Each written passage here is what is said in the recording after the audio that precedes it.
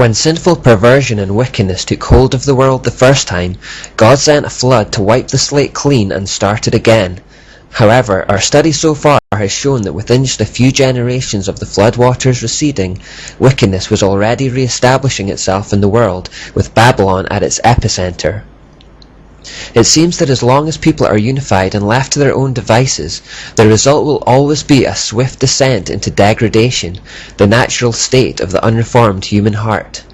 God had already promised not to reset the world with a flood again, and even if he did, it would only be a few generations before he would need to do it again.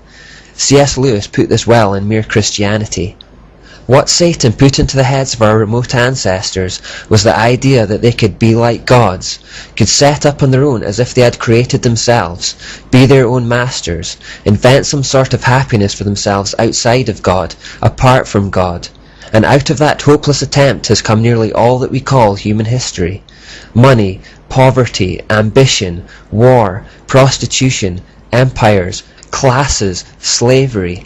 The long terrible story of man trying to find something other than God which will make him happy. The reason why it can never succeed is this. God invented us as a man invents an engine. A car is made to run on gasoline, and it would not run on anything else. Now God designed the human machine to run on himself. He himself is the fuel our spirits were designed to burn, or the food our spirits were designed to feed on. There is no other. That is why it is just no good asking God to make us happy in our own way without bothering about religion. God cannot give us a happiness and a peace apart from himself, because it is not there. There is no such thing. That is the key to history. Terrific energy is expended, civilizations are built up, excellent institutions devised, but each time something goes wrong. Some fatal flaw always brings the selfish and cruel people to the top, and it all slides back into misery and ruin. In fact, the machine conks. It seems to start up all right and runs a few yards, and then it breaks down. They are trying to run it on the wrong juice. That is what Satan has done to us humans. To solve this problem, instead of wiping everything out and starting again every few generations, God had a far more subtle but long-lasting solution, so long-lasting that it is only now, in the 21st century, that mankind is getting close to reversing it. He said, "Come, let's go down and confuse the people with different languages, then they won't be able to understand each other." The key to confounding the building of the Tower of Babel and the satanic agenda that it represented was to confuse their language, thus inhibiting them from working together. It brought confusion and eventually caused them to scatter, leaving their plans unfinished. In that way, the Lord scattered them all over the world. Babel literally translates as confusion, and it is the word through which we get Babel in English. But as the people scattered, they carried with them the remnants of their mystery Babylon religion wherever they went. This religious system of muddled half-truths and inversions of the truth spread across the globe, and it formed the wellspring for all subsequent false religions and endless mythological systems. And this is where the story gets trickier to follow. As the people scattered outwards from Babylon and into the rest of the world, the single, easily identifiable mystery religion became different things in different places at different times. Marduk or Nimrod, Astarte or Semiramis and Tammuz had already been given multiple names to represent different parts of their character, and had then developed into distinct personalities as legends and myths cropped up around them. These distinct personalities were then assigned to various aspects of daily living. There was the god of war, the god of the sea, the god of fertility, and the sun god, etc. Indeed, a god or goddess for just about everything. So we already had perhaps hundreds of gods. But because everyone now spoke a different language and they had moved to different regions around the world, these gods and goddesses assumed different names depending on the location. In Greece, Astarte became known as Aphrodite or Athena. In Egypt, she became Isis. In Canaan, she became Ishtar. In Ephesus, she became Diana. In Israel, she became Ashtoreth. The Phrygians knew her as Cybele.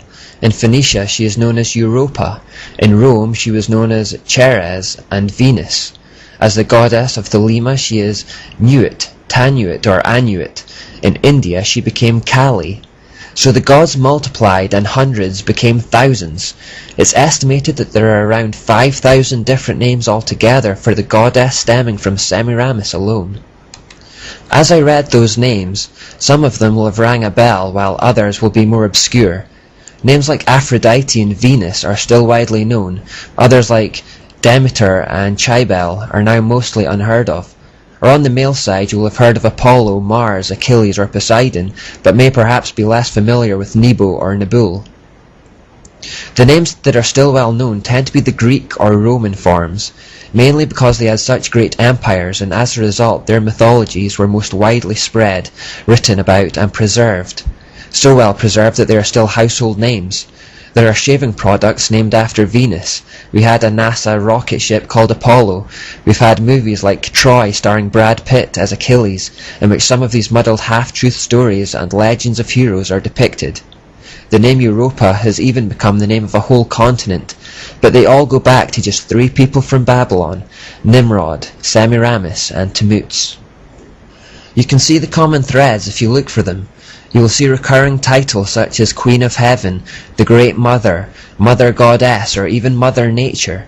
You will see how it is just one woman under different names, and that she has existed in all cultures and civilizations throughout history. You'll also see how all those ancient mythologies contain family relationships and feuds, very often culminating in murder and incest. You'll see the recurring theme of mother and child cults that began with Semiramis and Tammuz. You'll see these threads uniting even major religions of today like Hinduism, Islam, Buddhism, Sikhism, and Catholicism. You'll discover in fact that all false religions sprang from the mystery Babylon religion, and that is why they have these commonalities. Keeping track of all the routes the Babylonian religious system took, however, is impossible and also unnecessary. We don't need to do an in-depth analysis of how the mysteries became Hinduism in India or Buddhism in the Far East, for example. We only need to focus on a few threads, namely how the mysteries spread from the Middle East into Europe. The key point at this stage, however, is to understand that all mythological systems and false religion and gods and goddesses can be traced back to just 3 people in Babylon, and behind their mystery religion is Satan himself.